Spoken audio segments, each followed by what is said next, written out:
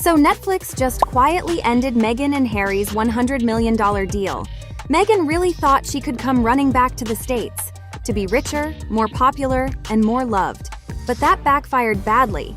It started strong. The Harry and Meghan doc broke records. But after that, the views dropped fast. Their docuseries called Polo barely hit 500,000. Then came With Love Meghan, which ranked number 383. Yet it got so much hate thanks to Meghan's fake personality. But here's where it gets awkward. Netflix was supposed to be paying for content. Instead, they watched Meghan launch candles and cream sweaters. She used the show as a soft promo tool. Sure, they were passive partners in her brand as ever, but they weren't the main character, and they knew it. Welcome back to Clout Therapy, where we break down the wildest scandals shaking Hollywood. Today we're diving into Meghan Markle's Netflix disaster. What started as a $25 million royal deal is now being called one of streaming's biggest flops. The promise of prestige turned into wasted millions, canceled projects, and a brand that looks weaker than ever. From failed shows to Hollywood's growing cold shoulder, this mess has layers: hype, disappointment, and maybe the end of Meghan's media empire. Let's break down how it all fell apart and why Netflix might regret crowning Meghan their golden ticket. If you live for celebrity chaos, hit that subscribe button and turn on notifications. This is Clout Therapy. When Meghan and Harry ditched royal life in 2020, every studio in Hollywood wanted a piece of them. And Netflix? They thought they hit the jackpot. This wasn't just some celebrity contract. It was a $25 million golden handshake. The pitch was simple but powerful. Meghan and Harry would bring prestige. They'd deliver documentaries that mattered, original series that had cultural weight, and the kind of influence that could rival Oprah herself. For Netflix, it wasn't about one show. It was about buying into the Meghan brand, polished, global, untouchable. And the timing could not have been better for them. Remember, 2020 was peak streaming wars. Every platform was throwing money around, desperate for attention. Disney+, Apple, HBO Max, all battling for subscribers. Netflix wanted something no one else had. They already had The Crown dominating the charts, but suddenly they had a shot at the real royals. Signing Meghan and Harry felt like locking in a once-in-a-generation win. Netflix imagined prestige premieres, global headlines, maybe even Emmys. They bet that Meghan could turn the constant tabloid obsession into legitimate, serious content that would keep people glued to their platform. The company saw her as cultural royalty, the kind of figure who could cross borders, break news, and bring in millions of curious new viewers.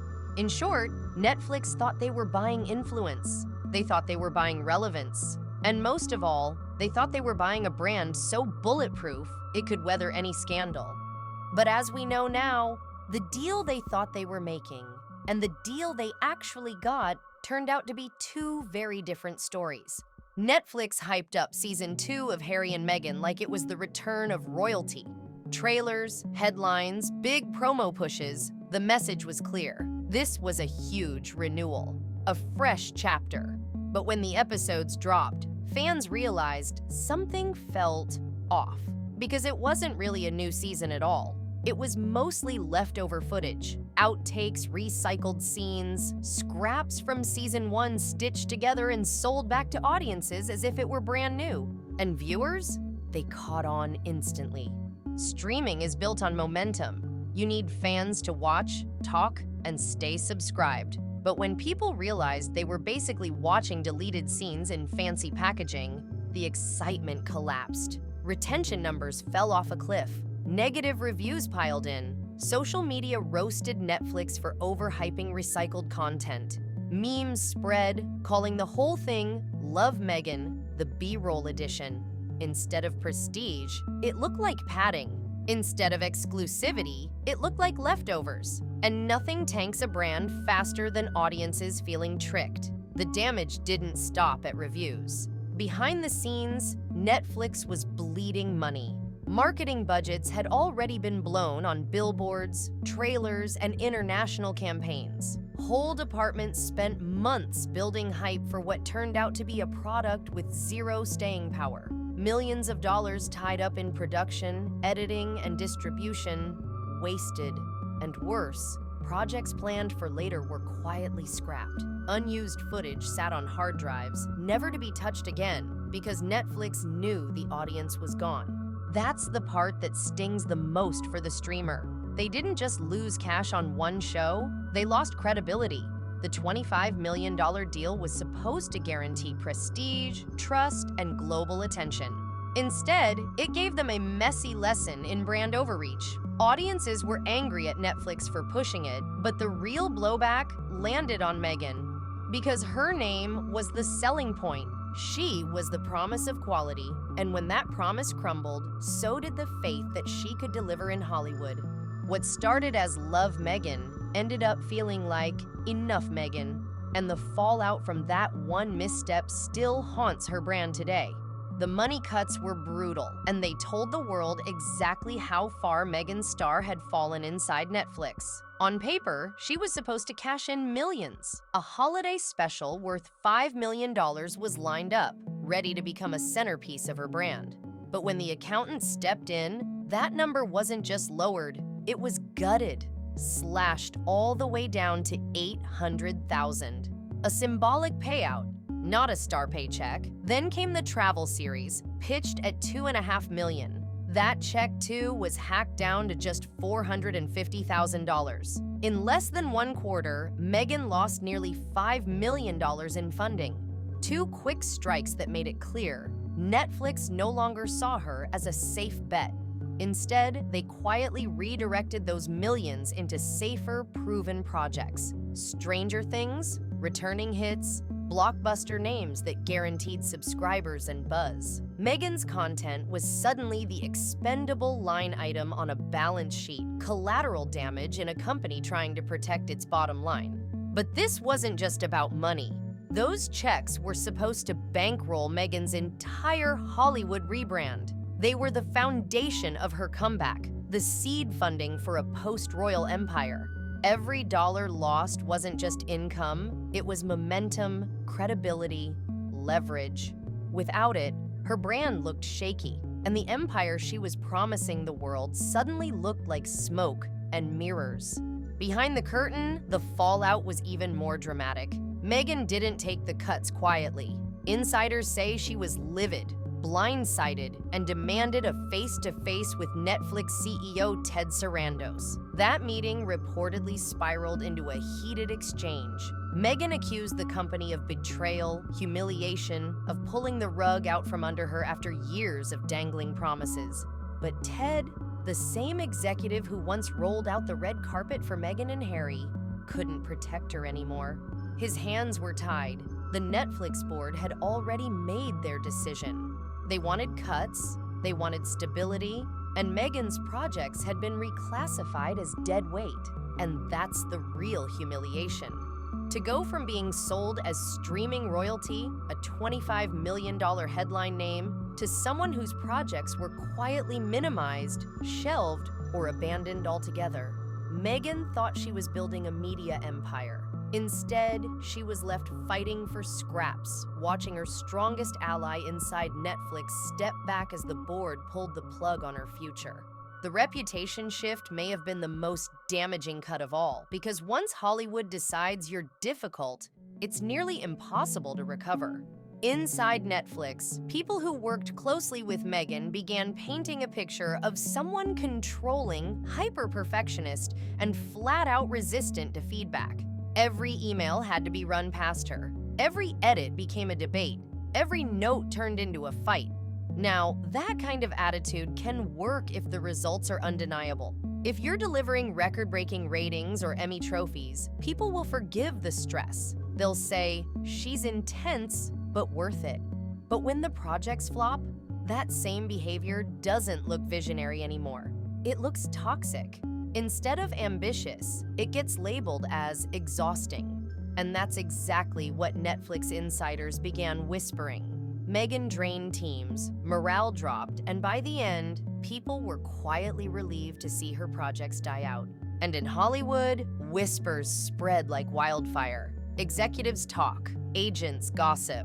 Soon, Meghan wasn't being pitched as Netflix's crown jewel. She was being described as high risk, too expensive for what she delivers, too divisive to rally a team around.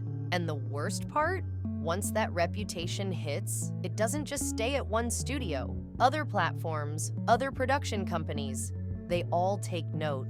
Suddenly, she wasn't a prestige hire anymore. She was a gamble.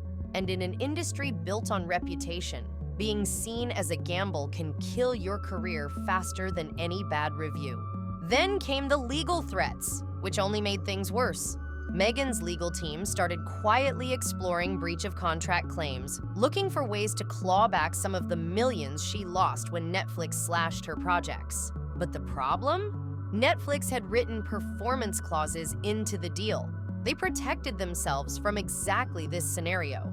Ratings tank, subscribers don't show up, projects flop, and Netflix is free to cut without penalty, which meant Meghan had no real leverage. Even floating the idea of suing painted her in a bad light. Instead of looking like a creator fighting for her vision, she looked combative, desperate, even litigious. And that's poison in Hollywood. No studio wants to spend millions on someone who might drag them into court if things don't go her way. The irony is brutal. The harder Meghan pushed back, the more she confirmed the very reputation that was pushing Hollywood away. What started as a bid to protect her empire may have ended up destroying the last pieces of her credibility. The bigger Hollywood picture is brutal, and Meghan's story is just one chapter in it. Across the industry, streaming giants are in retreat. The days of throwing blank checks at celebrities for flashy prestige projects are over. Platforms are cutting costs, shelving experiments, and doubling down on safe, proven content. Netflix, Disney+, HBO Max, they've all been slashing staff, canceling shows, and pulling the plug on anything that doesn't deliver immediate subscriber growth. And in that climate, Meghan's deal became a textbook case of what not to do. A prestige bet gone wrong. Big money poured into big promises, only to end with low ratings, wasted budgets, and global backlash. Executives now look at her and see a warning sign. Where she was once seen as a cultural icon who could anchor a brand, she's now viewed as a liability. Too expensive, too unpredictable, and far too polarizing. And that shift has real consequences. Hollywood runs on reputation and momentum. When one platform loses faith, others take notice. Studios whisper, agents hesitate, investors pull back.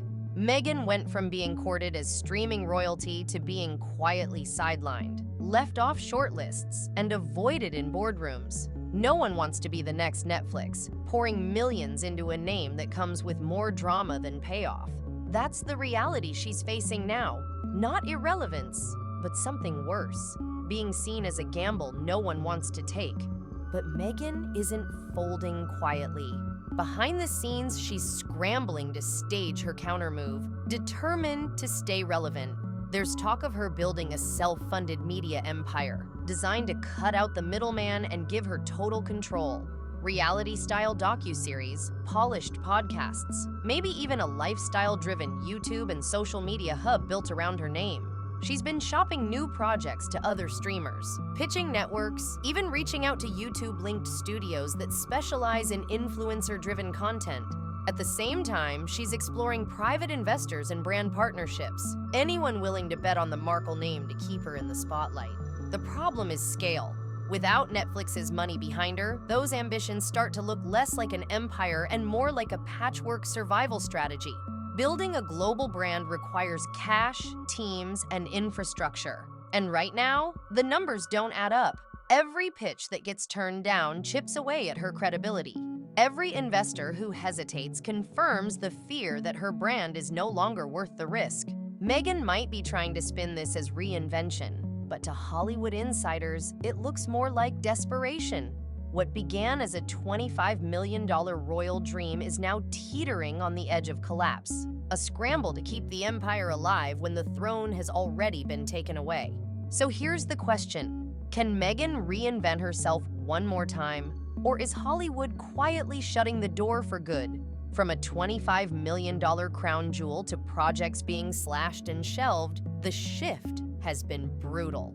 What started as royalty turned into liability. And Meghan Markle's fall might just be the biggest Hollywood cautionary tale Netflix has ever bought into.